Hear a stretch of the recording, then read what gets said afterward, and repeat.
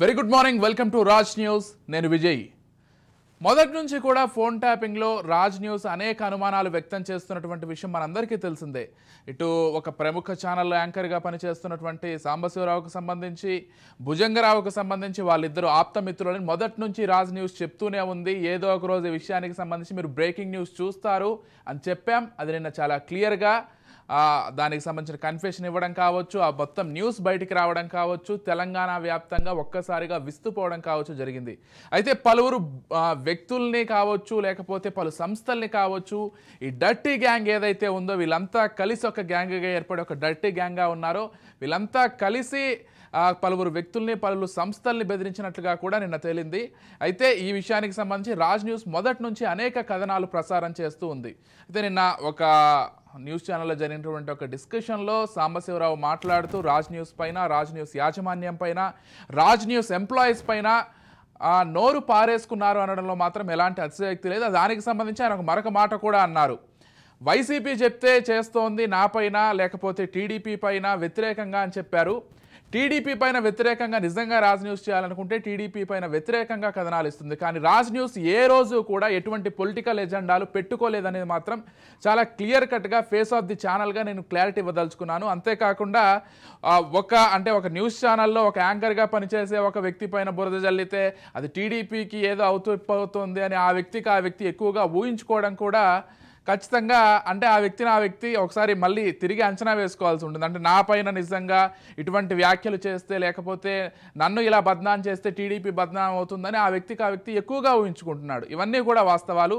దీంతో కాకుండా ఆయన చేసినటువంటి అనేక విషయాలకు సంబంధించి, అనేక క్రైమ్స్కి సంబంధించి, కొన్ని యాజమాన్యాలను, కొన్ని సంస్థలను ఇబ్బంది పెట్టినటువంటి విషయాలకు సంబంధించి మనతో పాటు డిస్కస్ చేయడానికి, ఈ విషయాన్ని పూర్తిగా మాట్లాడడానికి మా పొలిటికల్ ఎడిటర్ అరవింద్ కొల్లి గారు సిద్ధంగా ఉన్నారు. వారిని అడిగి మరింత డీటెయిల్గా తెలుసుకునే ప్రయత్నం చేద్దాం. అరవింద్ గారు, నిన్న మీ పేరు కావచ్చు, మన ఎడిటర్ చిదంబర్ గారి పేరు కావచ్చు, ఈ పేర్లన్నీ కూడా ఆయన తీశారు. అంటే ఏదో ఇంటెన్షనల్గా చేస్తున్నట్లు, ఆయన మీద వ్యక్తిగత కక్ష ఉన్నట్లుగా ఆయన మాట్లాడారు. ఆశ్చర్యాన్ని కలిగించింది నిజంగా. ఆయన ఈ షోని గురించి కూడా మాట్లాడారు. బహుశా ఈ షో గురించి మాట్లాడటానికి ప్రధానమైన కారణం ఏమై ఉంటుందంటే, మనం ఈ షో వేదికగానే దీనికి సంబంధించినటువంటి అనేక అంశాలు బయట పెట్టాం. మొదట ప్రణీత్ రావు సస్పెన్షన్ని ఒక సాధారణమైనటువంటి ఉద్యోగి సస్పెన్షన్గా కాకుండా దాని వెనుక ఇంత నెట్వర్క్ ఉంది, ఇన్ని బెదిరింపులు ఉన్నాయి, ఇంత క్రైమ్ ఉంది, ఒక సీక్వెన్స్ ఆఫ్ క్రైమ్ ఉంది, ఒక సీక్వెన్స్ ఆఫ్ ట్రయల్స్ ఉన్నాయి అనేటటువంటి విషయాన్ని మనం బయటపెట్టాం. ఇక నా విషయానికి వచ్చేసరికి నా గురించి ఆయన మాట్లాడుతున్న పేరు కూడా ఆయన గుర్తురాలేదంట. బహుశా సాంబశివరావు ఒక విషయం గుర్తు చేస్తున్నా. నేను అతి చిన్న వయసులో 21 సంవత్సరాల్లోనే జర్నలిజంలోకి వచ్చాను. ఆ టైంలో జర్నలిజంలోకి వచ్చిన సమయంలో నువ్వు తెలుగుదేశం పార్టీ ఆఫీస్లో ఆఫీస్ అసిస్టెంట్గా ఉండేవాడివి. అప్పుడు స్టేట్ బ్యూరోలో ఉన్నటువంటి నేను అతి త్వరలోనే 3 నెలలు, నేను జర్నలిజంలోకి వచ్చిన 3 నెలల్లోనే స్టేట్ బ్యూరోలోకి వచ్చాను. ముఖ్యమంత్రి వ్యవహారాలని, అదే సందర్భంలో అప్పటి అధికార పక్షమైనటువంటి తెలుగుదేశం పార్టీ వ్యవహారాలను చూసే బీట్లో రిపోర్టర్గా ఉండేవాడిని. అప్పట్లో నేను జర్నలిజంలో ఉన్నాను, నువ్వు తెలుగుదేశం పార్టీ ఆఫీస్ అసిస్టెంట్గా ఉండేవాడివి. ఆఫీస్ అసిస్టెంట్గా నువ్వు చేసినటువంటి పనులన్నీ నాకు తెలుసు. ఫ్యాక్స్ మెషిన్ దగ్గర నుంచి మొదలు పెడితే మిగతా సేవల వరకు అన్నీ నాకు తెలుసు. ఆ వ్యవహారాలు తెలిసినటువంటి అతి కొద్ది మంది, సుమారు 10-15 మంది జర్నలిస్టులు నేను ఒకడిని. నేను ఖచ్చితంగా జర్నలిస్ట్నే. నువ్వు చెప్పుకున్నట్టు నేను జర్నలిజం అంటే నువ్వు జర్నలిస్టు కాదని చెప్పుకుంటున్నావు కాబట్టి నేను ఇప్పుడు ఆ ప్రస్తావన చేయాల్సి వస్తుంది. నేను జర్నలిజంలోకి వచ్చిన రోజు జర్నలిజం చదవలేదు. నా యాక్టివ్నెస్ని, నా పొలిటికల్ ఐడియాలజీని, పొలిటికల్ నాలెడ్జ్ని, పొలిటికల్ డిక్షన్ని చూసి ఒక పత్రిక నాకు అవకాశం ఇచ్చింది. అప్పటికే నాకున్నటువంటి సామాజిక ఉద్యమాల నేపథ్యంలో నాకు ఆ పత్రిక అవకాశం ఇస్తే ఆ అవకాశాన్ని నిలుపుకుంటూ నేను జర్నలిజంలోకి వచ్చిన తర్వాత జర్నలిజం చదివాను. జర్నలిజం చదివే క్రమంలోనే జర్నలిజం బోధించాను. Yes, I'm on record. ఇక నా మీద చేసినటువంటి అంశాలకి అసలు దాని గురించి I'm least bothered about it. కానీ ఒక్కటి మాత్రం క్లియర్గా చెప్పాలనుకున్నా, మా ఉద్యోగుల వ్యక్తిత్వ హననానికి పాల్పడినటువంటి విషయంలో మాత్రం ఖచ్చితంగా ఈ అంశాన్ని ఇంకా సీరియస్గా తీసుకుంటాం. మొత్తం అన్ని వ్యవహారాన్ని బయట పెడతాం. మీ డర్టీ గ్యాంగ్ చేసినటువంటి ప్రతి పని బయట పెడతాం. ఇక ఈ సబ్జెక్ట్లోకి వస్తే, ఇన్నాళ్ళు మనం మాట్లాడినప్పుడు అదే సాంబశివరావుకి ఏంటి, దీంట్లో సంబంధం ఏంటి అనుకున్న వాళ్ళకి నిన్నటితోటి క్లారిటీ వచ్చింది. చాలా క్లియర్. సాంబశివరావు ఈ వ్యవహారంలో ఖచ్చితంగా పాత్రధారి. రెండోది భుజంగరావు ఎవరైతే ఉన్నారో భుజంగరావుకి సంబంధించినటువంటి వ్యవహారాల్లో చాలా కీలకమైనటువంటి వ్యక్తి, ఆప్తమిత్రుడు భుజంగరావుకి. వీళ్ళ టీం లీడర్ అయినటువంటి ప్రభాకర్ రావు కూడా చాలా ఆప్తుడు. I'm on record. నేను ఈరోజు చెప్తున్న మాట ఇంకో కొంతకాలం తర్వాత ప్రభాకర్ రావు కన్ఫెషన్ స్టేట్మెంట్లో కూడా ఖచ్చితంగా సాంబశివరావు పేరు ఉండే అవకాశం ఉంది. ప్రభాకర్ రావు కనుక ఒకవేళ అరెస్ట్ అయ్యి అన్నట్టు సాంబశివరావు ఇంకో మాట కూడా చెప్పాలి, ప్రభాకర్ రావు అత్యంత అగౌరవపరమైనటువంటి పద్ధతిలో అరెస్ట్ అయ్యి అత్యంత ఇబ్బందికరమైనటువంటి పరిస్థితుల్లో అరెస్ట్ అయ్యి ఇండియా తీసుకొచ్చేటటువంటి పరిస్థితి వస్తుంది. ఇంటర్పోల్కి ఉన్నటువంటి ప్రోటోకాల్స్ కూడా చెప్పినటువంటి మొదటి ఛానల్ మేమే, మొదటి షో కూడా ఇదే. ఈ రెడ్ కార్నర్ నోటీస్ ఇచ్చిన తర్వాత జరగబోయే కార్యక్రమానికి సంబంధించినటువంటి అంశం నాకు క్లియర్గా ఉంది. ఇంకొక విషయం కూడా చెప్తున్నా, మీ టీం లీడర్ ప్రభాకర్ రావు అమెరికాలో ఎవరెవరిని కలుస్తున్నారు, ఏ లాయర్ని కలుస్తున్నారు అనే విషయం కూడా నా దగ్గర సమాచారం ఉంది.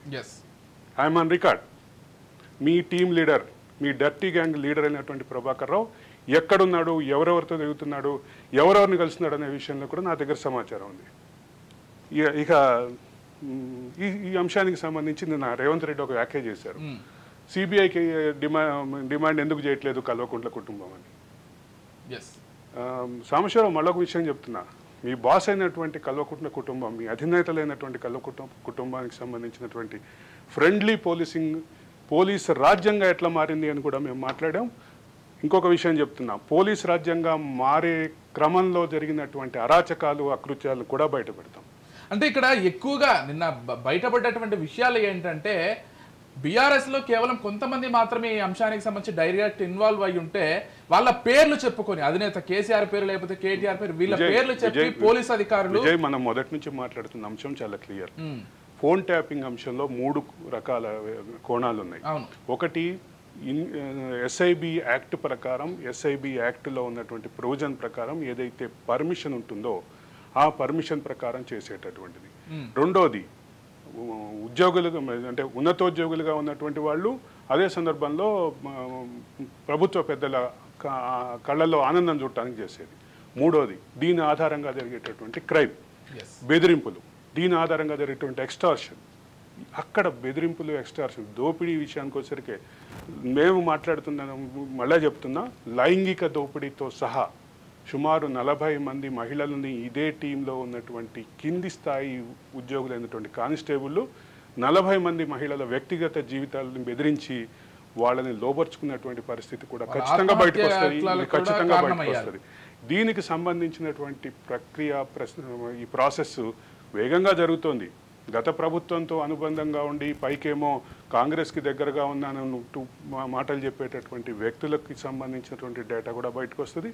ఆ వ్యక్తులు ఎవరో కాదు, నేను మాట్లాడుతున్నటువంటి వ్యక్తే. ఆయనకు సంబంధించినటువంటి వ్యక్తిగత అంశాలు ఖచ్చితంగా బయటకు వస్తాయి. ఇక నాకు ఇంకొక చిన్న అనుమానం ఇప్పటికీ అసలు అర్థం కావట్లేదు. 10 లక్షల రూపాయల కారు డీడీ దొంగతనం చేసి ఆయన తన భార్య పేరు మీద కారు కొన్నారు అంటూ కేసు బుక్ అయింది. మార్చిలో కేసు బుక్ అయితే ఇప్పటి వరకు కనీసం పిలిచి సంజాయిషి కూడా అడగలేదు పోలీసులు. ఎందుకు? చాలా విషయాల్లో పోలీసులు ఎందుకు మౌనంగా ఉంటున్నారు? ఎందుకు సాంబశివరావు అనే పేరు పదే పదే కొంతమంది ప్రస్తావిస్తూ వీళ్ళు ఉన్నారు, ఇన్వాల్వ్ అయి ఉన్నారని ఎంత క్లియర్ గా చెప్తున్నా కానీ ఎందుకు కనీసం పట్టించుకోవట్లేదు? సాంబశివరావుకి సంబంధించినటువంటి నిన్న జరిగినటువంటి వ్యవహారం మనం కాదు, మన ఛానల్ కాదు, వేరే ఒక ఛానల్, ఆ ఛానల్కి సంబంధించినటువంటి ఒక టీం దాని మీద ఒక నిఘా పెట్టి దానికి ఒక ప్రాసెస్ని ఐడెంటిఫై చేసి ప్రసారం చేశారు. ప్రసారం చేసిన క్రమంలో దానికి సంబంధించిన పలు విషయాలు బయటకు వచ్చినాయి.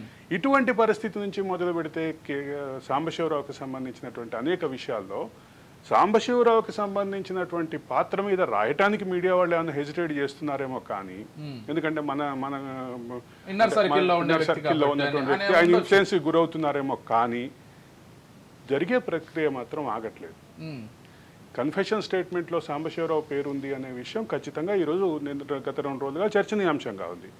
కన్ఫెషన్ స్టేట్మెంట్లో ఆయన ఆప్తమిత్రుడు, అది కూడా ఒక పాయింట్ టు బి నోటెడ్, ఆయన ఆప్తమిత్రుడైనటువంటి భుజంగరావు ఇచ్చినటువంటి స్టేట్మెంటు, ఈ డర్టీ గ్యాంగ్కి సంబంధించిన మిగతా వ్యవహారాలకు సంబంధించిన స్టేట్మెంట్ ఖచ్చితంగా ఇదైతే మాత్రం కీలకమైనటువంటి పాయింటే. Yes.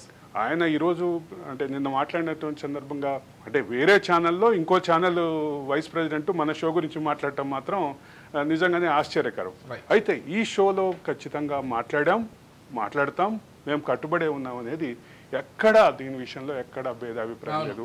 100కి 100% ఇది మేము మా వాదనకు కట్టుబడే ఉన్నాం. మా వాదనకి నిన్న సాక్ష్యం దొరికింది. Yes. మరిన్ని మేము చేస్తున్నటువంటి ఆరోపణలకు కూడా సాక్ష్యాలు వస్తాయి.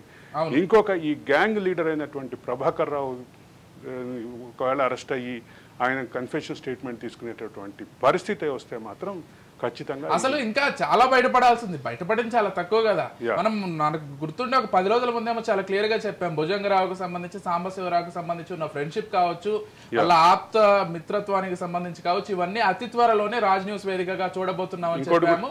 కస్టడీలోనే బయట పెట్టారు. ఇంకోటి కూడా ఒకటికి బయట చెప్పాము. సాంబశివరావు నడిపినటువంటి ఒక అంటే చట్ట వ్యతిరేకంగా నడిపినటువంటి ఒక నైట్ క్లబ్కు సంబంధించిన వార్తలు వస్తున్నాయి. దాని మీద కూడా చెప్తామని చెప్పాం. త్వరలో అది కూడా చెప్పేటటువంటి పరిస్థితి వస్తుంది. నిజంగానే దానికి సంబంధించినటువంటి ప్రాథమికమైనటువంటి సమాచారం వచ్చింది. బట్ అది ఇంకా కన్ఫర్మ్ చేసుకోవాల్సిన పరిస్థితిలోనే ఉంది. కాబట్టి ఇప్పుడైతే మాత్రం ఖచ్చితంగా ఒకటి చెప్పక తప్పదు. ఈ షో ఆగదు, ఈ రాజ్ న్యూస్ మాట్లాడే మాటలు ఆగవు. సాంబశివరావుకి సంబంధించినటువంటి మొత్తం అంటే జర్నలిజానికి పట్టినటువంటి చెదలుబడిలాగా మారినటువంటి సాంబశివరావుకి సంబంధించినటువంటి ప్రక్రియని సాంబశివరావు బై చెప్పే వరకు కూడా ఆగే పరిస్థితి అయితే ఖచ్చితంగా ఉండదు అని చెప్పదలుచుకున్నాను విజయ్. అంటే మన రాజ్ న్యూస్ వేదికగా కూడా చాలా క్లియర్ గా అంటే వ్యక్తిగత ఆరోపణలు లేకపోతే మమ్మల్ని ఏదో టార్గెట్ చేశారని చెప్పే వాళ్ళందరికీ కూడా చాలా క్లియర్ గా చెప్తున్నాం. రాజ్ న్యూస్ ఏ రోజు కూడా అంటే పర్సనల్ అజెండాలు పెట్టుకొని లేకపోతే పార్టీ అజెండాలు పెట్టుకొని ఏ రోజు పనిచేయలేదు. చాలా న్యూట్రల్ గా పొలిటికల్ గా కావచ్చు, వ్యక్తుల విషయంలో కావచ్చు వ్యవహరించింది. ఇకపై కూడా వ్యవహరిస్తుంది. ఎవరైతే నిజంగా క్రైమ్ చేశారో, నిజంగా ఇటువంటి అరాచకాలకు పాల్పడ్డారో వాళ్ళకు సంబంధించి మాత్రం ప్రతి విషయాన్ని చివరి వరకు కూడా మాట్లాడతారు. ఒక కేసు విచారణ దశలో ఉన్నప్పుడు మాట్లాడకూడదు అనేది నాకు జర్నలిజంలో నేర్పినటువంటి ప్రాథమికమైనటువంటి ఎథిక్. నేను అందుకే సాంబశివరావుకు సంబంధించినటువంటి ఇంకో కేసు అంటే సాంబశివరావు లైవ్ షోలో మాట్లాడినటువంటి ఒక పదం గురించి ఒక మహిళ పెట్టినటువంటి కేసుకు సంబంధించిన అంశం నా దగ్గర ఉన్నప్పటికీ అది కోర్టు పరిధిలో ఉంది కాబట్టి నేను దాని గురించి ఇప్పటివరకు ఎప్పుడూ మాట్లాడలేదు.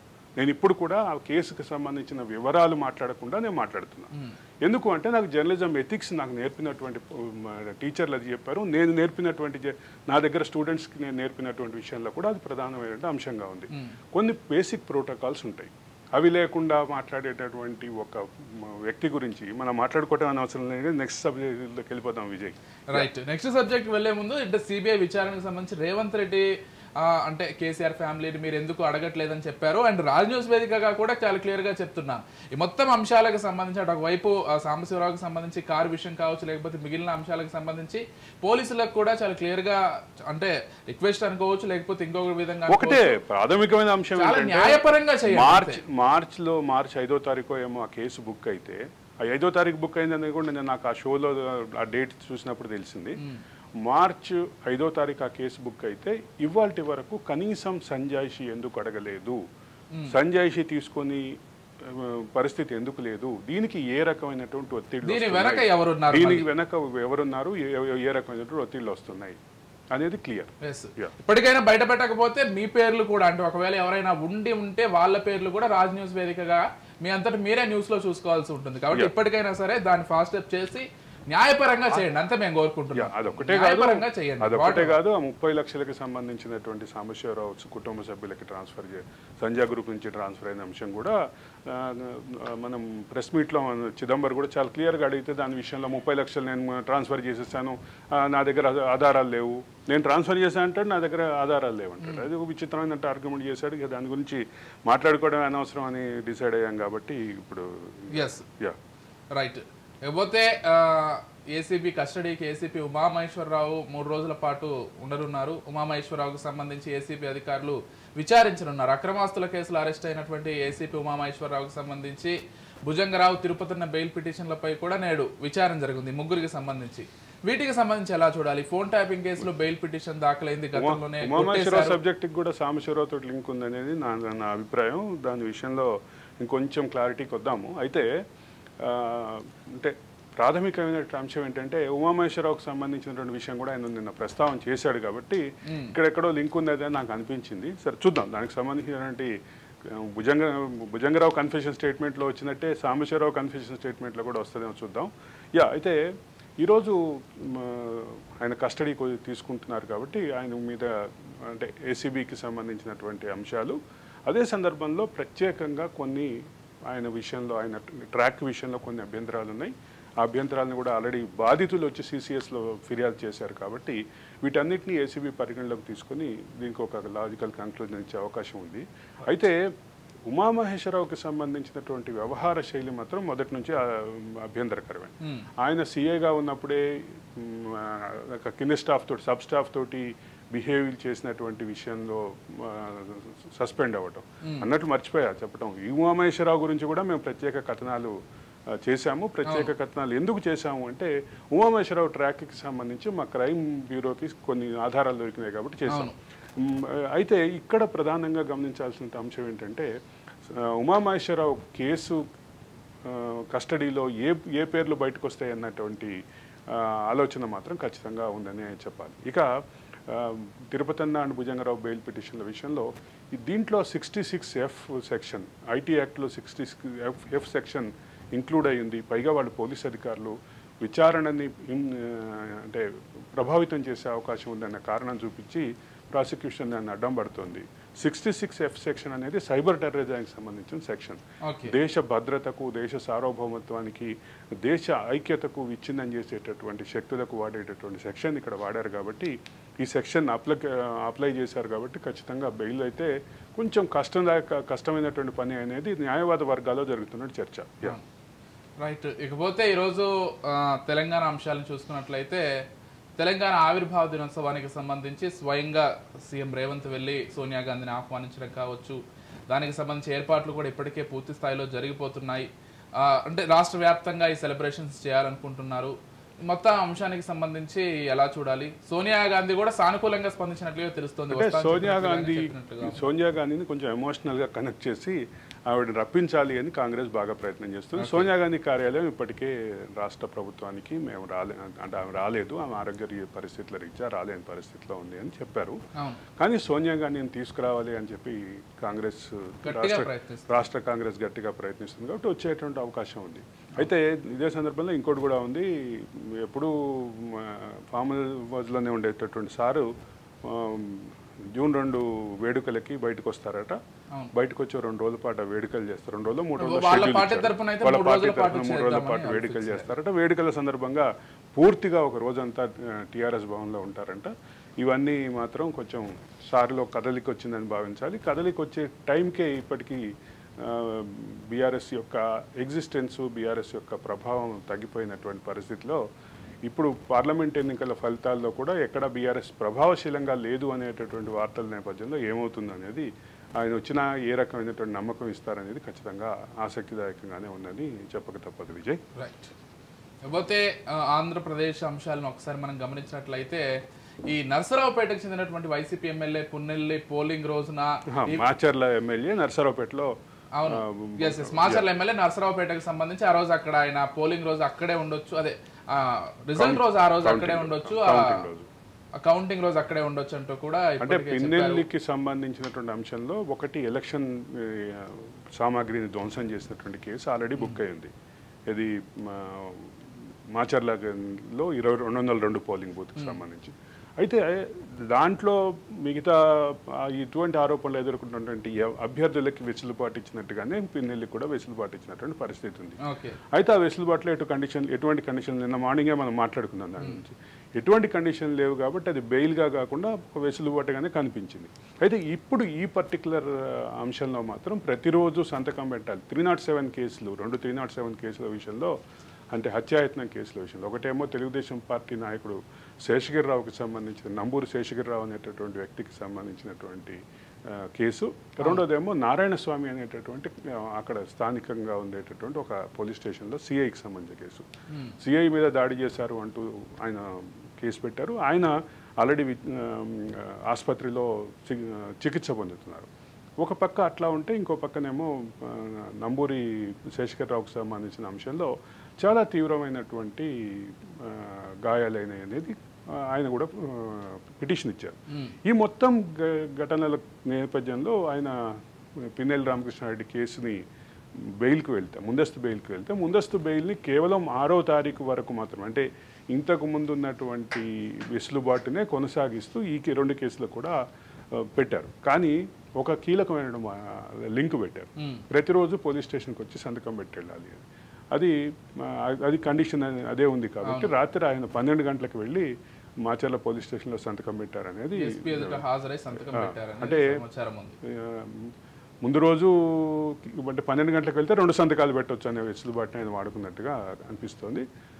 నిన్నటి సంతకం ఈరోజు సంతకం కూడా అయిపోయి ఆయన అంటే ఇక్కడ కండిషన్ ఏంటంటే ఆయన మీద ఆయన ఎక్కడికి స్టేషన్ దాటి బయటకు వెళ్ళొద్దు, ఆయన పాస్పోర్ట్ని సరెండర్ చేయాలి, ఇటువంటి కండిషన్స్ ఉన్నాయి. కాబట్టి దానికి సంబంధించినటువంటి పూర్తి స్థాయిలో కండిషన్ బెయిల్ అయితే ఖచ్చితంగా ఉంది. 6వ తారీఖు వరకు ఆయన మీద ఎటువంటి అరెస్ట్ ఉండకపోదు అనేది క్లియర్. ఇకపోతే 1వ తారీఖు కూడా దగ్గరికి వస్తుంది, చివరి విడత పోలింగ్. అంటే మోదీ లాంటి ప్రముఖులు అనేక మంది ఆ రోజు నిలవబోతున్నారు పోటీలో, దానికి సంబంధించి ఎలక్షన్ జరగబోతోంది. 1వ తారీఖు ఈవినింగ్కే నాకు తెలిసి ఎగ్జిట్ పోల్స్ ఇచ్చే అవకాశాన్ని కూడా ఈసీ ప్రకటించేస్తుంది మీడియా సంస్థలకు సంబంధించి, లేకపోతే ఆ ఎగ్జిట్ పోల్ సంస్థలకు సంబంధించి. ఏం జరగబోతోంది ఈ పోలింగ్ కి సంబంధించి, ఆ తర్వాత ఎగ్జిట్ పోల్ కి సంబంధించి ఎలా ఉండబోతోంది ఆ రోజు పరిణామాలు? ఎగ్జిట్ పోల్స్ కి సంబంధించినటువంటి అంశంలో ఇప్పటికే ఆసక్తి అయితే బాగా ఉంది. కానీ దేశంలో ప్రముఖ సెఫాలజిస్టులుగా ఉన్నటువంటి వాళ్ళందరూ మోడీ తిరిగి రావటం ఖాయం అని చెప్తున్నారు. కాబట్టి ఎన్డీఏ కూటమి ధీమాగా ఉంది. అయితే ఇక్కడ ఎన్డీఏ కూటమి 400 స్థానాలు వస్తాయి, 370 స్థానాల నుంచి 440 స్థానాల మధ్యలో ఉంటామన్న మాట ఏదైతే చెప్తా ఉందో ఆ రకమైనటువంటి భావం అయితే లేదు అంటూ పలువురు సెఫాలజిస్టులు ఇప్పటికే చెప్పారు. యోగేంద్ర యాదవ్ సెఫాలజిస్టుగా ఆయనకున్నటువంటి ట్రాక్ని ఎక్కడ అనుమానించారు. అధికారంలోకి వస్తుంది కానీ సీట్లు తగ్గుతాయని చెప్పారు. 100 సీట్ల మార్కు కూడా దాటుతుందని కాంగ్రెస్కి చెప్పినటువంటి పరిస్థితిలో. అయితే ఇక్కడ ఇంకో విషయం కూడా గమనించాలి. అంటే సంకీర్ణ రాజకీయాల్లో సంక్లిష్టమైన పరిస్థితి వస్తే, అంటే సంకీర్ణ రాజకీయాల్లో సంక్లిష్టమైన పరిస్థితి అంటే ప్రధాన పార్టీకి సీట్లు మెజారిటీ కంటే సీట్లు తక్కువ ఉండి మిగతా పార్టీలు ఏదైతే మిత్రపక్షాలు ఉంటాయో అలైన్ పార్టీలు ఉంటాయో వాటికి సంఖ్య కనుక పెరిగితే అది ఒక సంక్లిష్టమైనటువంటి పరిస్థితి. ఒకవేళ ఆ పరిస్థితి వస్తే ఏ రకమైనటువంటి చర్యలు తీసుకోవాలి అనేటటువంటి ఊహాగానాలు, దానికి సంబంధించిన రాజకీయ చర్చల్లో మాత్రం రాజకీయ పార్టీలు ఉన్నాయి క్లియర్.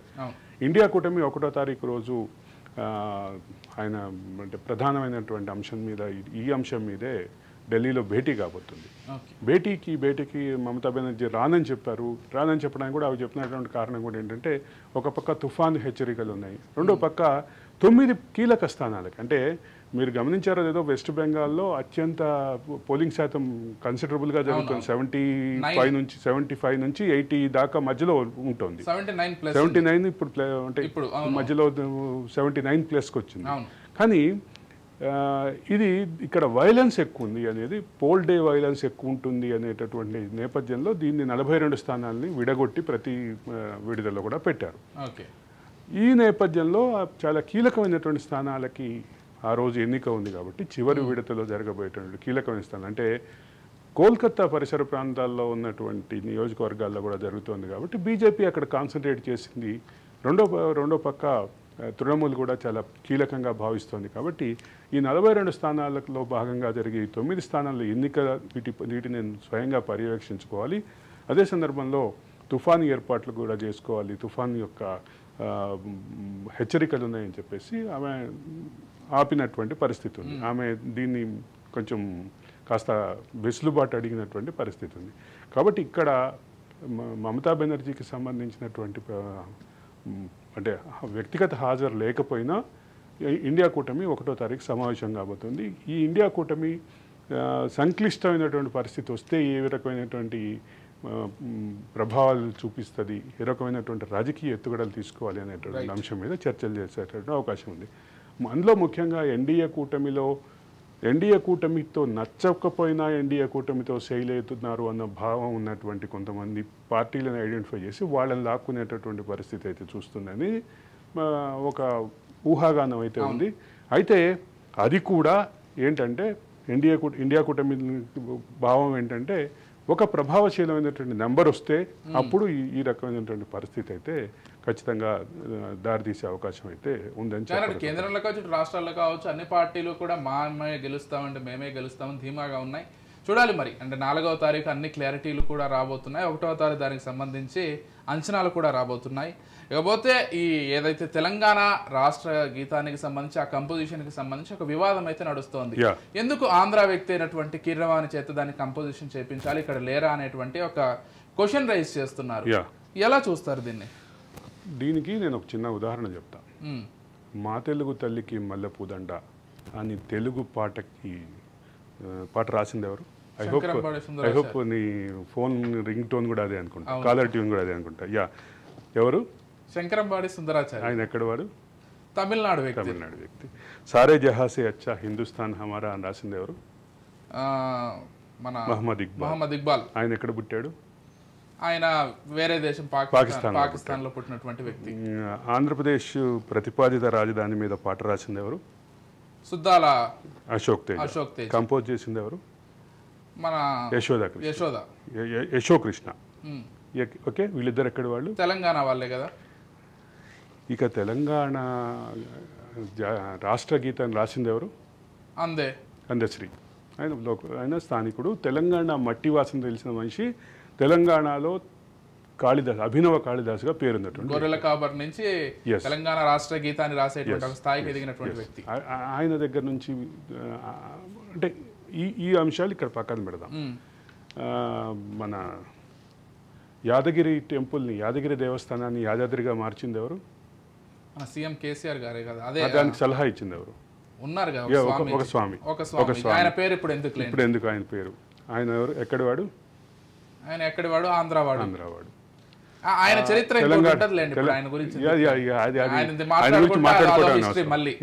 తెలంగాణకి సంబంధించినటువంటి గుండెకాయ లాంటి కాళేశ్వరం ప్రాజెక్టు డిజైన్లో ఎంతమంది ఆంధ్ర వాళ్ళు ఉన్నారు? కంపెనీ కాంట్రాక్టర్ ఎవరు? ప్రధాన కాంట్రాక్టర్ ఎవరు? ఆంధ్ర వాళ్ళు. ఇప్పుడు తెలంగాణ సంపద, తెలంగాణ అస్తిత్వం వీటన్నిటిని మర్చిపోయి అసలు పేరులో తెలంగాణ పదాన్నే మర్చిపోయినటువంటి భారత రాష్ట్ర సమితి ఇప్పుడు తెలంగాణ అస్తిత్వం గురించి, తెలంగాణ నేటివిటీ గురించి, వీటన్నిటి గురించి మాట్లాడుతుంటే హాస్యాస్పదంగా ఉంది. అంటే కీరవాణికి ఇవ్వటం అనే విషయంలో నాకు కూడా అభ్యంతరాలు ఉండొచ్చు.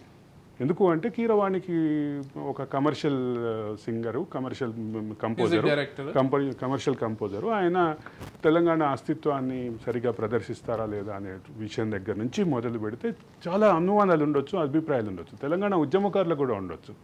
కానీ దీన్ని మాట్లాడే నైతిక అర్హత మాత్రం భారత రాష్ట్ర సమితి అలియాస్ గ్రేటర్ హైదరాబాద్ రాష్ట్ర సమితికి లేదు అని మాత్రం ఖచ్చితంగా చెప్పాలి. అంటే మీకు తెలుసో లేదో ఆల్రెడీ ఒక సాంగ్ ని కంపోజ్ చేశారు కీరవాణి గారు తెలంగాణకు సంబంధించి. పూసిన పున్నమి వేసిన వెన్నెల అని ఒక ఫ్లాలెస్ గా ఉండేటువంటి ఒక సాంగ్ ని ఆయన కంపోజ్ చేశారు. అది తెలంగాణ వ్యాప్తంగా కాదు, 2 తెలుగు రాష్ట్రాల్లో మారుమోగింది. ఇంకో విషయం ఏంటంటే కళాకారుల విషయంలో అసలు ప్రాంతాన్ని తీసుకురావడం అనేది నేను మాట్లాడే ప్రధాన అంశం ఏంటంటే ఆ అంశం గురించి మాట్లాడితే తెలంగాణ ఉద్యమకారులు మాట్లాడాలి, లేదా మనలాంటి వాళ్ళు మాట్లాడాలి, ఇంకొకరు మాట్లాడాలి. కానీ బేసికల్గానే తెలంగాణ రాష్ట్ర సమితిగా మొదలై భారత రాష్ట్ర సమితిగా మారే క్రమంలో గ్రేటర్ హైదరాబాద్ రాష్ట్ర సమితిగా మిగిలిపోయినటువంటి బీఆర్ఎస్ పార్టీకి అర్హత లేదు, నైతిక అర్హత లేదు. ఈ మాట నేను జనరల్గా పొలిటికల్ స్టేట్మెంట్స్ ఇవ్వను, కానీ తెలంగాణ ఉద్యమ నేపథ్యాన్ని, దాని సారస్వతాన్ని క్లోజ్గా చూసినటువంటి వ్యక్తిగా చెప్పాల్సిన మాట ఖచ్చితంగా చెప్తాను. దీని గురించి తెలంగాణ ఉద్యమకారులు అభ్యంతర పెట్టచ్చు, మిగతా తెలంగాణ వాదులు అభ్యంతర పెట్టచ్చు, కాంగ్రెస్లో ఉన్న తెలంగాణ వాదులు అభ్యంతర పెట్టచ్చు, బీజేపీలో ఉన్న తెలంగాణ వాదులు అభ్యంతర పెట్టచ్చు. కానీ భారత రాష్ట్ర సమితికి ఆ నైతిక అర్హత లేదని మాత్రం ఖచ్చితం. కానీ ఇక్కడ ఒక విషయం, కళాకారుల విషయంలో ఇటువంటి భేదాభిప్రాయం ఉండకూడదు అనేది వాళ్ళందరికీ తెలిసిన విషయం. అందుకే అభ్యంతరం నేను ఆ వివాదంలో కూడా వెళ్ళను. ఒక విషయం అయితే క్లియర్ గా చెప్పు. ఇప్పుడు నేను ఇంతమంది వ్యక్తుల పేర్లు ప్రస్తావన చేశా, వాళ్ళందరికీ ఆ విజ్ఞత ఉందనేది నేను చెప్తున్నాను. అందుకే వాళ్ళు ఎవరు కూడా అటువంటి ప్రస్తావన తీసుకురాలేదు. అంటే కరడు కట్టినటువంటి తెలంగాణ వాదులకి కొంత అభ్యంతరాలు ఉండుండొచ్చు అనే విషయాన్ని నేను కన్సిడర్ చేసుకుంటేనే వాళ్ళ అభ్యంతరాలకి అభ్యంతర పెట్టడానికి వాళ్ళకి వాదానికి వాళ్ళకి ఒక నైతిక అర్హత నైతిక బలం ఉంది. అసలు మొత్తం 10 ఏళ్ల కాలం పాటు మళ్ళా మొదటికి వచ్చి చెప్పాలి. ఆ డర్టీ గ్యాంగ్, పోలీసు రాజ్యం ఇవన్నిట్లో బెనిఫిషరీస్ ఎవరంటే మళ్ళా వాళ్ళే. మళ్ళీ నేను ఆ టాపిక్ మాట్లాడినంటే మళ్ళీ నన్ను ఆ టాపిక్ ఇలా వస్తున్నావు విజయ్. అంటే ఒక విషయం, ఒక క్లారిటీ ఏంటంటే డర్టీ గ్యాంగ్ గురించి వదిలేస్తానులే ఈ షోలో అయింది, ఇందాక చెప్పాను. మళ్ళీ నన్ను డర్టీ గ్యాంగ్ దగ్గర తిరిగి అక్కడికే వస్తుంది. అంటే అటువంటి పరిస్థితిలో ఉన్నటువంటి తెలంగాణ ఉద్యమ నేపథ్యం ఉన్నటువంటి వాళ్ళు ఖచ్చితంగా దాని గురించి ఏమైనా అభ్యంతరాలు ఉంటే చెప్పే అర్హత ఉంది, నైతిక అర్హత ఉంది వాళ్ళకి. ఖచ్చితంగా ఆ రకమైనటువంటి నైతిక అంటే వాళ్ళతోటి కూడా ఇప్పుడు మీరు అనేటువంటి వాస్ట్ స్పెక్ట్రంలో మాట్లాడి వాళ్ళని కన్విన్స్ చేసే పరిస్థితి అది వేరు. కానీ అభ్యంతర పెట్టే నైతిక అర్హత మాత్రం బీఆర్ఎస్ పార్టీకి లేదు అని మాత్రం ఖచ్చితంగా చెప్పాల్సిందే. 100% ఆ నైతిక అర్హతని బీఆర్ఎస్ పార్టీ ఎప్పుడో కోల్పోయింది. ఇప్పుడు తిరుమలలో వెంకటేశ్వర స్వామి దగ్గర ఉదయాన్నే వినిపించే సుప్రభాతం ఎమ్మెల్యే సుబ్బలక్ష్మి, తమిళనాడు వ్యక్తి. ఒక లింగాష్టకం ప్రతిరోజు కాశీలో ఉదయం వినిపించేటువంటి ఆ లింగాష్టకం పాడింది మన తెలుగు వ్యక్తి అయినటువంటి బాలసుబ్రహ్మణ్యం గారు. సో ఇక్కడ కళాకారులకి ప్రాంతాలకి సంబంధం ఉండదు. మన దేశంలో ఉన్నటువంటి ఏ కళాకారుడైనా ఇతర ప్రాంతాలకు సంబంధించి కంపోజ్ చేయొచ్చు, పాడొచ్చు, వాళ్ళు ఓన్ చేసుకుంటారు. ఎందుకంటే ది బెస్ట్ ఇవ్వడమే కదా కావాల్సింది. డెఫినెట్ గా నా అభిప్రాయం ఏంటంటే కీరవాణి విషయంలో నాకు అభ్యంతరాలు ఉండొచ్చు కానీ కేసీఆర్కి, కేటీఆర్కి, కేసీఆర్ ఫ్యామిలీకి ఉండొద్దు అనేది వాళ్ళు చేసిన వ్యవహారం. రైట్. థ్యాంక్ యూ అరవింద్ గారు. ఆంధ్ర పాలన వద్దు అని చెప్పి ఏదైతే వాదన తీసుకొచ్చారో దాని విషయంలో కూడా చాలా అభ్యంతరాలు ఉన్నాయి, చాలా చర్చలు ఉన్నాయి. దాని విషయంలో వ్యక్తిగత అభిప్రాయాలు చాలా మందికి ఉన్నాయి. ఇప్పుడు ఒక మాట చెప్పిన, ఇక్కడ కేసీఆర్ కి సంబంధించి ఆయన ఆంధ్ర వాడని ఎంతో మంది